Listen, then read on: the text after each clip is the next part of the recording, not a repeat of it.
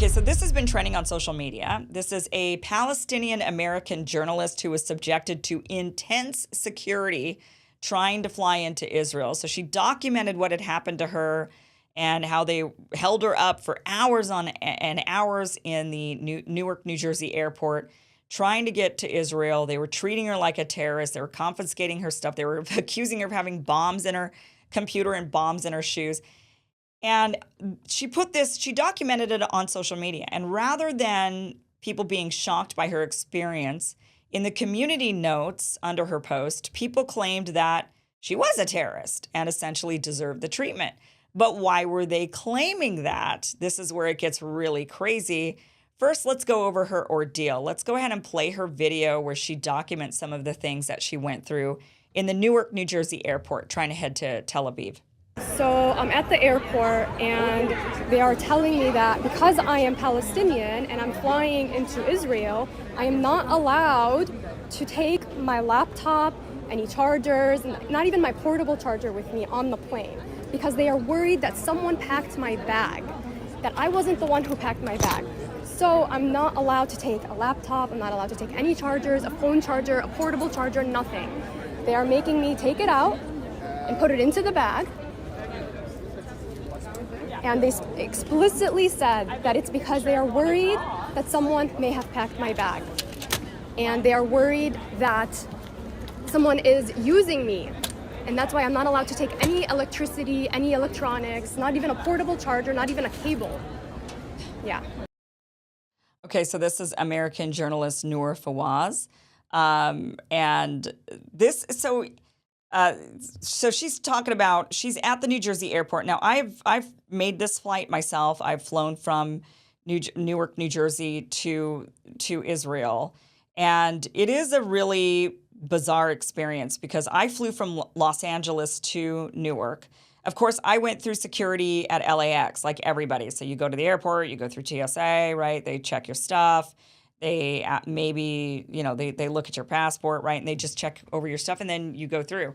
Once I got to the Newark, New Jersey airport, before I got onto the plane to Israel, they actually put you through a separate security in that airport, a separate special Israeli security. They have their own section inside. So you're already in the airport. You've already gone through security, but they want you to go through another layer of security special just for Israel. And I think that's where she's at.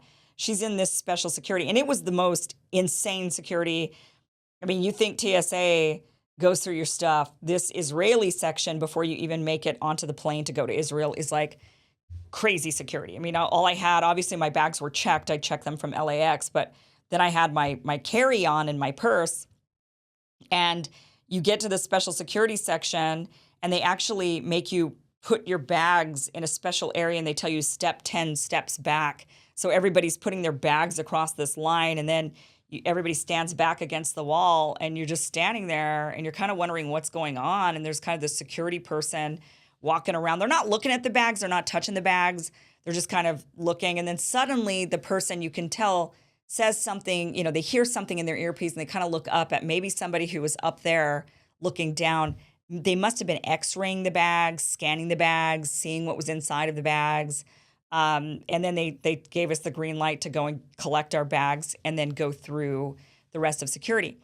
I saw a lot of people who were detained, especially definitely Palestinian people, Palestinian Americans. They were treated definitely extra rough. I was traveling with some Palestinians and they said, they warned, they've flown there many times visiting family and they warned that, we might be delayed because, first they said, we got to get there really early. We got to make sure that we have a lot of time because I'm a Palestinian, I might get pulled over and they might question me for hours and before we can even get on the plane.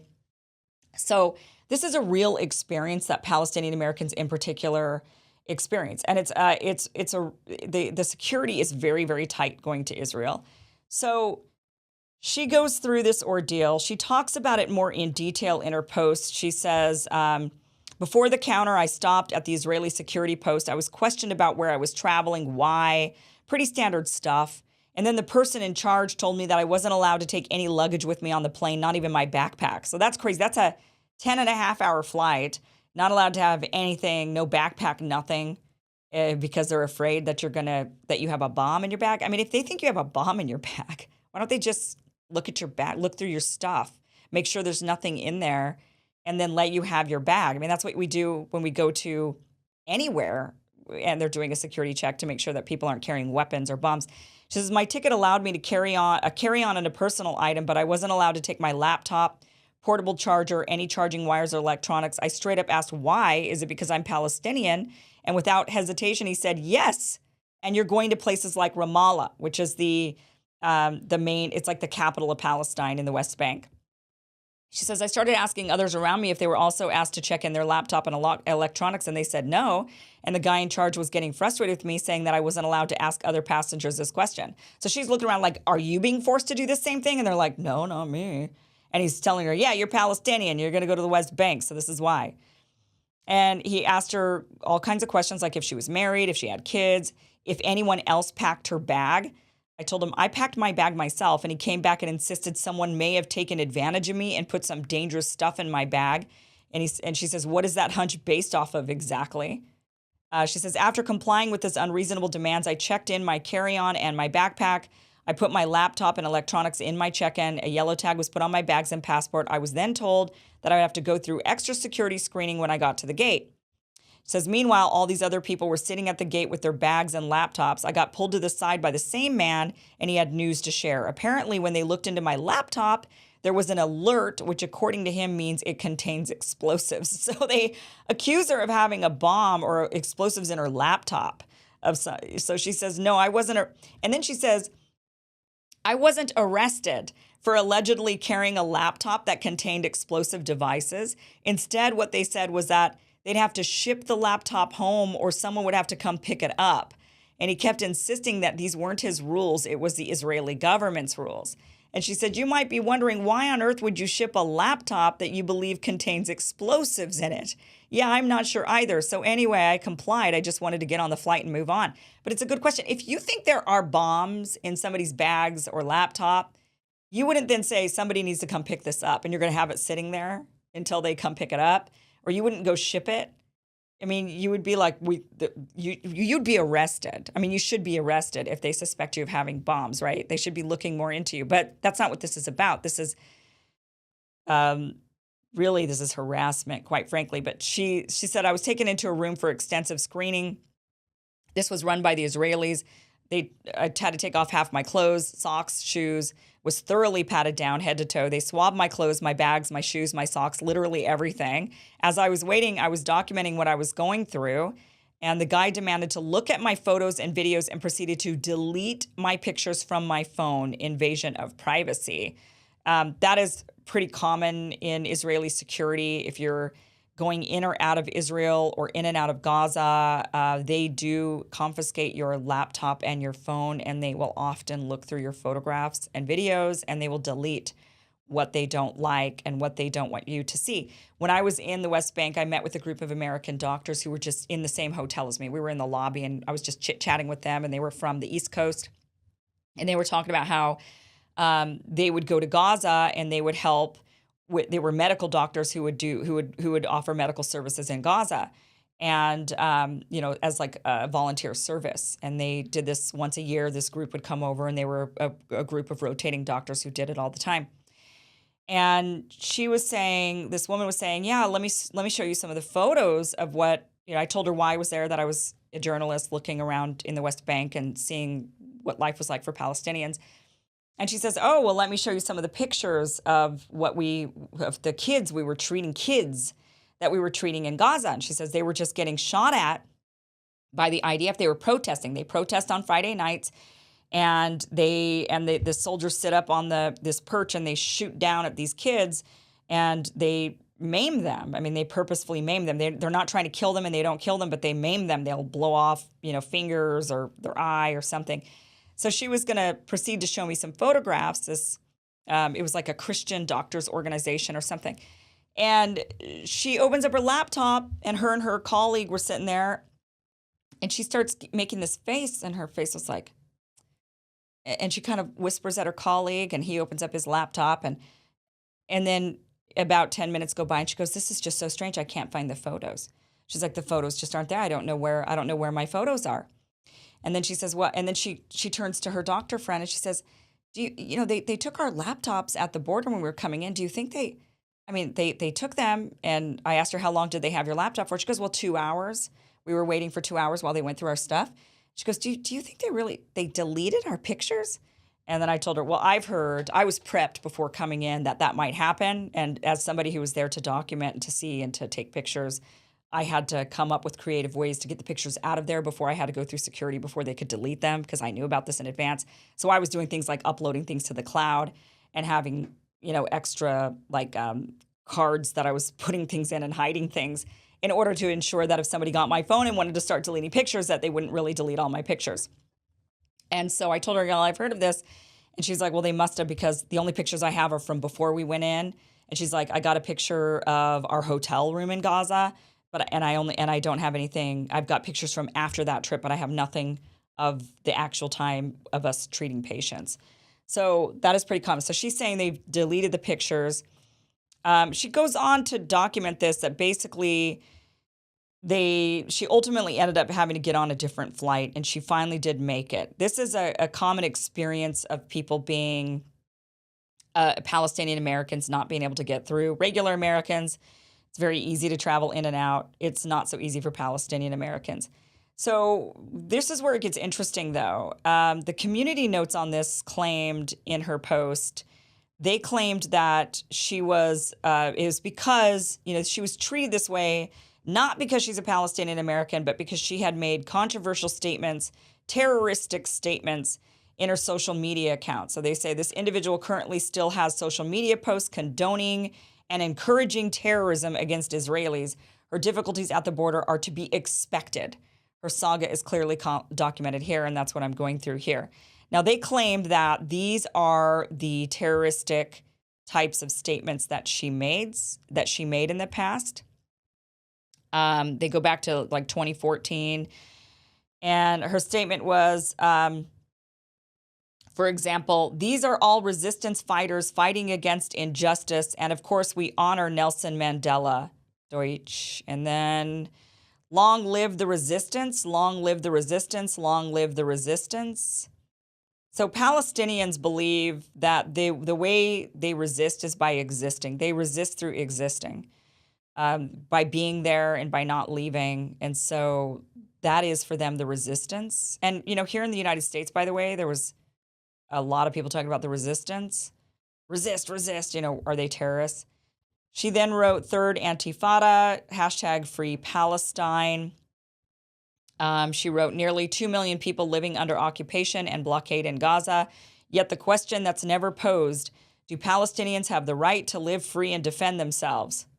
So apparently asking the question, do people have the right to live free and defend themselves, means that you're supporting terrorism. She also wrote, Gaza has turned from the world's biggest concentration camp to the world's biggest graveyard. Pink Floyd comparing the modern state Israeli to Nazi Germany, #Free Palestine. She says, see, I'm just trying to understand, if God said Jews were to remain nomads, then who is Israel to claim the land? And #Israel, the 51st state of America. The flag is white and blue. It's just missing the red. But I guess they have Palestinian blood for that, #Gaza. These are not terrorist threats or terrorist. These are just opinions. Now, you might not agree with her, and you might be the biggest supporter of Israel, but these are not terrorism. This isn't terrorism. This isn't what I would indicate as terrorism. And for her to be harassed like this at an airport, not able to get through security, are we saying that people should be treated that way? They should be treated like terrorists if they make statements that are against a government, or they claim that people are being treated in a subhuman way? I mean, this is the exact argument that Democrats make against people who, parents who complained at school board meetings, or people who claimed that vaccine mandates were inhumane and an infringement on our rights. That was turned into, well, then you're a terrorist if you make these claims on social media. If you make these statements, these false these misinformation statements, you could be categorized by the FBI as a terrorist. If you're a Catholic that says you're pro-life, you could be a terrorist according to the FBI, according to the government, and they can treat you like this. We can't be okay with this, right? I mean, you hear about this story and you hear it from the context of a conflict that we've known about for a really long time, the Israeli-Palestinian conflict. And maybe you think, well, but, there is a lot of fighting over there. There are suicide bombs. There are things that actually happen over there. And so therefore, it's understandable that if a person gives an opinion, you would treat them as a terrorist. We can't go down that road and make those kinds of statements or deduce that when this could be us just pick a different opinion. And that's what we're trying to fight against. We're trying to fight against that idea. And so it's important, no matter whether you agree with her or not, that we still defend the right to be able to express our opinions and not get harassed at an airport and be told that we might have bombs on our laptop, so ship it home. Clearly just harassment, and we just don't want to reel our country into that, but it does feel in a lot of ways like we are reeling into that from time to time. Not to that level just yet, but it seems to be for some people. It seems to be getting there.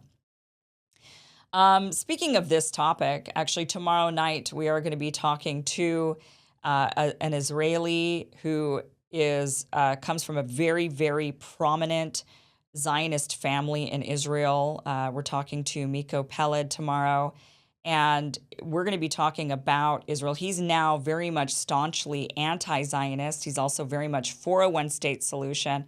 We're going to be having that discussion tomorrow night, so be sure to join us 6 p.m. Pacific, 9 p.m. Eastern for that conversation tomorrow night. Before we get going here, guys, I got to tell you about cbdistillery.com. I am someone who doesn't sleep well, and I also, I do this show, I end it late, I'm kind of high-strung at the end of it, and so I need to relax and calm down.